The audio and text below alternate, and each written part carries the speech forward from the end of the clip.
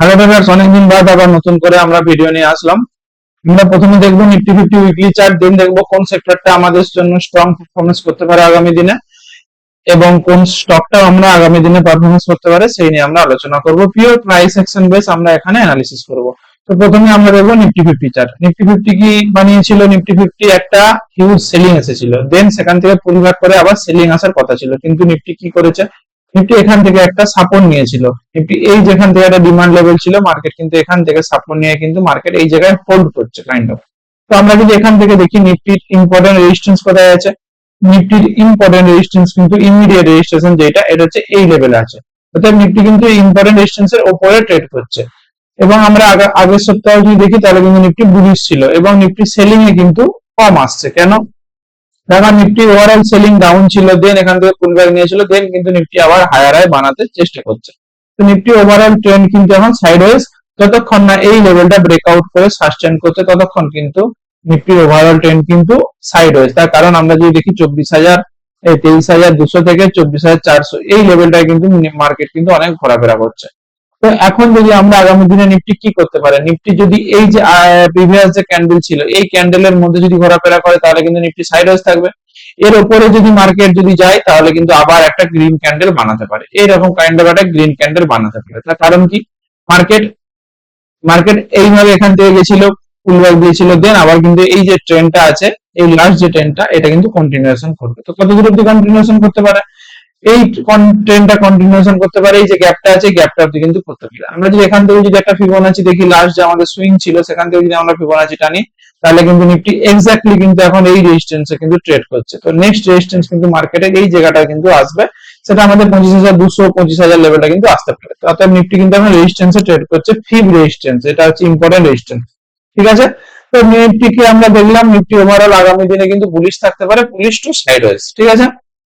এর সাথে আমরা দেখবো কি কোন সেক্টরটা নিফটির থেকে বেস্ট। তো নিফটিকে আমরা সাইডে রাখবো, আদার্স পাশে একটা আমরা সেক্টর দেখবো যে কোন দুটো সেক্টর নিফটির সাথে আমাদের বেস্ট পারফরমেন্স করছে। যে আমরা যদি প্রথমে দেখবো পিএসইউ ব্যাংক। পিএসইউ ব্যাংক যদি আমরা দেখি, এটা আমি অ্যানালিসিস করে রেখেছি তাই বলতে পারছি, না হলে কিন্তু একটা একটা করে সিঙ্গেল অ্যানালিসিস করতে হবে, তো যে জন্য টাইম লাগবে। তো আমরা এখানে সিম্পল দেখবো নিফটি গত সপ্তাহে কি করেছিল এবং পিএসইউ ব্যাংক কি করেছিল। নিফটি আমরা সিম্পল জিনিস, এখানে সিম্পল জিনিস আমরা দেখবো নিফটি কি বানিয়েছে, এটা মাঝখানে রাখি। নিফটি কি বানিয়েছে? একটা কাইন্ড অফ ডোজি ক্যান্ডেল। আর পিএসইউ ব্যাংক কি বানিয়েছে? একটা বুলিশ ক্যান্ডেল। অর্থাৎ Nifty PSU bank greater than Nifty fifty, মানে নিফটি নিফটি ফিফটি থেকে কিন্তু নিফটি পিএসইউ ব্যাংক কিন্তু বেস্ট যে কোনো ইনভেস্টের জন্য। তবে নিফটি ফিফটি যদি এখান থেকে যদি আবার একটা ক্যান্ডেল বানাতে পারে তখন কিন্তু নিফটি পিএসইউ ব্যাংক কিন্তু আবার একটা বিগ বুলিশ ক্যান্ডেল বানাতে পারে। অতএব আমরা পিএসইউ ব্যাংকে নজর রাখবো এবং পিএসইউ ব্যাংকের কোন স্টক গুলোকে আমরা নজর রাখবো সেটা নিয়ে আলোচনা করবো। এর সাথে আমরা দেখবো কি আরেকটা স্টক, আরেকটা সেক্টর দেখবো, ডিফেন্স সেক্টর। ডিফেন্স সেক্টর দেখবো যে এটাও কিন্তু নিফটি থেকে স্ট্রং। কেন স্ট্রং? এই যে আমরা সিম্পল জিনিস, আমাদের যে প্রিভিয়াস উইক নিফটি কি করেছিল? সাইডওয়েজ, মানে ডোজি ক্যান্ডেল, এটাও কিন্তু বুলিশ ক্যান্ডেল। আদার সেক্টর গুলো কিন্তু দেখবো কোনোটাই সেলিং এসেছে, কোনোটাই সেম টু সেম আছে। অর্থাৎ যেগুলো সেম টু সেম আছে সেগুলো আমরা একটু অ্যাভয়েড করতে পারি, আর যেগুলো সেলিং আছে সেগুলো কিন্তু আমরা অ্যাভয়েডই করবো। তার কারণ নিফটি নিফটি পজিটিভ কিন্তু সেই সেক্টর গুলো উইক, অর্থাৎ সেগুলোকে আমরা প্রথম থেকে অ্যাভয়েড। আমরা যদি ডিফেন্স সেক্টরটা যদি ভালো করে স্টাডি করি তাহলে আমরা সিম্পল জিনিস দেখবো, মার্কেট এখানে একটা রেজিস্ট্যান্স ছিল, তো মার্কেট কি করেছিল? মার্কেট ব্রেকআউট করেছিল, দেন কিন্তু একটা সাপোর্ট নিয়েছে, অর্থাৎ সাপোর্ট থেকে কিন্তু একটা বিগ বুলিশ ক্যান্ডেল বানিয়েছে, অর্থাৎ উপরে যাওয়ার সম্ভাবনা কিন্তু প্রবল নিফটি ডিফেন্সের ক্ষেত্রে। ঠিক আছে? অর্থাৎ আমরা আগামী সপ্তাহে, আগামী মাসে আমরা ডিফেন্স স্টক, ডিফেন্স সেক্টর কিন্তু আমরা নজরে রাখতে পারি। এবং আমরা যদি আগেও একটা কি বললাম পিএসইউ ব্যাংক। পিএসইউ ব্যাংকে যদি আমরা দেখি পিএসইউ ব্যাংকে কোন স্টকটা আমাদের জন্য বেস্ট হবে, তো আমি এখন একটাই চার্ট দেখিয়ে দিচ্ছি এবং আমরা স্টক অ্যানালিসিস করব। তো আমরা যদি পিএসইউ ব্যাংকে দেখি, কানাড়া ব্যাংক। কানাড়া ব্যাংক যদি আমাদের দেখি, এটা কিন্তু পিএসইউ ব্যাংকের মধ্যে বেস্ট ইম্পর্টেন্ট লেভেল। আমি সবকিছু খুবই দেবো এবং এটা সিম্পল অ্যানালিসিস করব। কিভাবে অ্যানালিসিস করব? আমাদের কাছে সিম্পল চার্ট রইলো, আমরা সাপোর্ট রেজিস্ট্যান্স মার্ক করব। মার্কেটের এই লেভেলটা একটা ইম্পর্টেন্ট রেজিস্ট্যান্স এবং মার্কেটের এই লেভেলটা একটা ইম্পর্টেন্ট রেজিস্ট্যান্স ছিল। আমরা কি জানি যে একটা রেজিস্ট্যান্স যখন ব্রেকআউট হয়ে যায় তখন কিন্তু সেই লেভেলটা কিন্তু সাপোর্ট হিসাবে কাজ করে। তো মার্কেট যথারীতি কি করেছিল? মার্কেট একটা ইম্পর্টেন্ট ব্রেকআউট দিয়েছিল, দেন আবার মার্কেট কিন্তু সেই জায়গাটাকে আসছে এবং এখানে কিন্তু one time, second time, third time কিন্তু সাপোর্ট নিয়েছে। তার কারণ কি? এটা কিন্তু একটা ইম্পর্টেন্ট লেভেল, আমরা জানি যে এই লেভেলটা আমাদের জন্য ইম্পর্টেন্ট, এখান থেকে কিন্তু মার্কেট সাপোর্ট নেওয়ার সম্ভাবনা আছে। তো এবং যদি আমরা এখান থেকে যদি আরেকটা জিনিস দেখি, এখান থেকে যদি আমরা সিম্পল একটা ট্রেন লাইন টানি, এই ট্রেন লাইনটা তার মানে কি এটা একটা স্ট্রাকচার আছে, এই যে এটা কিন্তু একটা স্ট্রাকচার। আমরা যদি দেখতে পাই এটা কিন্তু ব্রেকআউট করেছে উইকলিতে, ঠিক আছে, উইকলিতে কিন্তু ব্রেকআউট করেছে, এবং এই যে হাইটা আছে ক্যান্ডেলের, এই হাইটার উপরে যদি মার্কেট যায় ডেইলি ক্যান্ডেলে যদি ক্লোজিং করে, তাহলে কিন্তু মার্কেট আবার কিন্তু এই যে লেভেলটা আছে এই লেভেলটা কিন্তু আসতে পারে। অর্থাৎ ওভারঅল যদি আমরা দেখি, ওভারঅল যদি আমরা এখান থেকে রিস্ক রিওয়ার্ড ড্র করি, তাহলে কিন্তু আমরা দেখতে পাবো মার্কেটের স্টপ লস কিন্তু আমরা এই ব্রেকআউট ক্যান্ডেলের প্রিভিয়াস যে ক্যান্ডেল আছে এই লেভেলটা আমরা স্টপ লস হিসেবে ধরতে পারি। এত নিচে রাখার কোনো প্রয়োজন নেই, আমাদের টার্গেট থাকবে এই লেভেল, এই লেভেলটা টার্গেট থাকবে। আদারওয়াইজ কিন্তু আমাদের 1:2 আমরা যদি টার্গেট রাখি তাহলে আমাদের বেস্ট হচ্ছে আমরা দেখতে পাবো, ঠিক আছে। অতএব কানাডা ব্যাংক কিন্তু আগামী দিনে বেস্ট পারফরমেন্স করতে পারে। আর তাছাড়া আমরা ডিফেন্স স্টক কি দেখবো, আমরা যদি সোলার ইন্ডাস্ট্রি দেখি তাহলে আমরা বুঝতে পারবো সোলার ইন্ডাস্ট্রিতেও কিন্তু আমাদের বেস্ট একটা স্ট্রাকচার এসেছে। এইসব তুলে দেবো। আমরা এখানে কি দেখবো, মার্কেট এখানে একটা ইম্পর্টেন্ট রেজিস্ট্যান্স ছিল উইকলিতে, এবং সেখান থেকে কি করেছে মার্কেট প্রথমে ব্রেকআউট করে দিয়েছে, এই যে এটা কিন্তু আমাদের ব্রেকআউট ক্যান্ডেল, এবং এখন কিন্তু উপরে কিন্তু আমাদের ট্রেড করছে, এটা কিন্তু আমাদের ভালো সংকেত। মার্কেট কিন্তু উপরে কিন্তু কনসলিডেশন করছে, এই কনসলিডেশনের কারণ মার্কেট এখান থেকে কিন্তু কন্টিনিউয়াসলি উপরের দিকে যাচ্ছিল, সেই জন্য এখানে কন্টিনিউয়েশন করছে। এবং আমরা যদি এখানে যদি কোনো একটা স্ট্রাকচার বানাই, তাহলে কিন্তু মার্কেট এখান থেকে কিন্তু একটা স্ট্রাকচার বানিয়ে, যে আমরা দেখতে পাচ্ছি এখান থেকে কিন্তু একটা বুলিশ পিনান্ট টাইপের স্ট্রাকচার বানিয়ে, যদি এখান থেকে যদি ব্রেকআউট করে তাহলে কিন্তু আবার আপসাইডের মতো মুভমেন্ট নিতে পারে।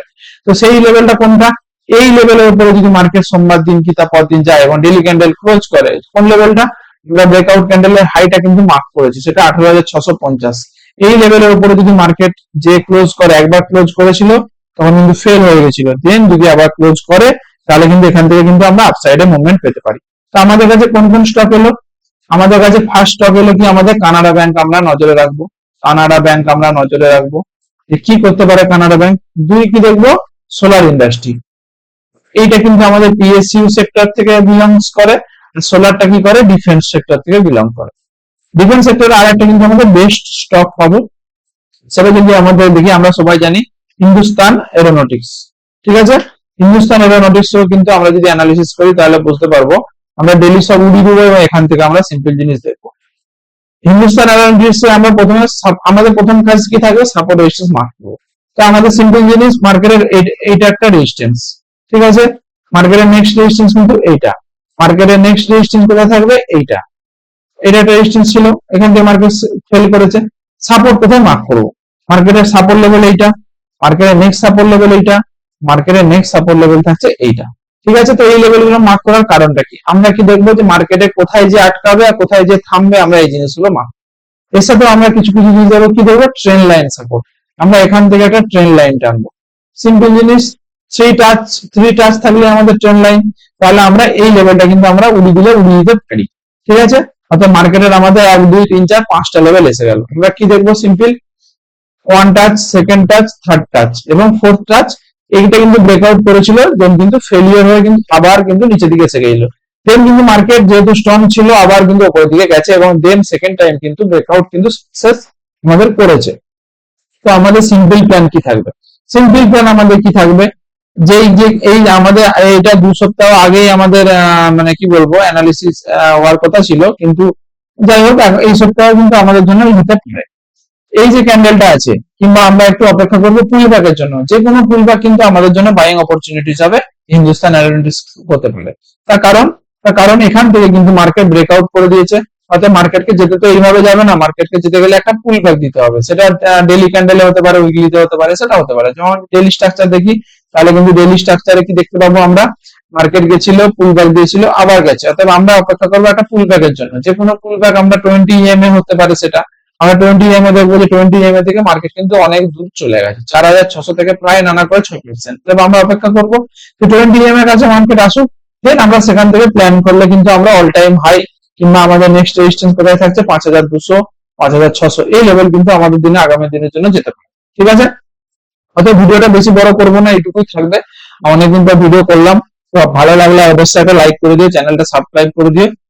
তো আমাদের প্রথমেই আমরা দেখলাম যে কি কি, নিফটি অ্যানালিসিস করলাম, সেক্টর অ্যানালিসিস করলাম, স্টক অ্যানালিসিস করলাম। স্টকস এর মধ্যে কি কি এলো, একটা হচ্ছে কানাডা ব্যাংক এলো, নেক্সট এলো কি আমাদের, নেক্সট আমাদের এলো হচ্ছে সোলার ইন্ডাস্ট্রি এলো, নেক্সট কি এলো, নেক্সট হচ্ছে আমাদের এইচএএল, হিন্দুস্তান এরোনটিক্স। এই তিনটে স্টক কিন্তু আমরা ওয়াচ লিস্টে রাখবো, এবং এন্ট্রি আমরা সুইং ট্রেডিং এর জন্য কিন্তু আমরা খুঁজবো যে কখন আমাদের বেস্ট মুভমেন্ট আমরা পেতে পারি। আগামী সপ্তাহে, আগামী 10 দিন, 15 দিন, 1 মাসের জন্য কিন্তু আমরা এই 3টে স্টক কিন্তু আমরা নজরে রাখতে পারি।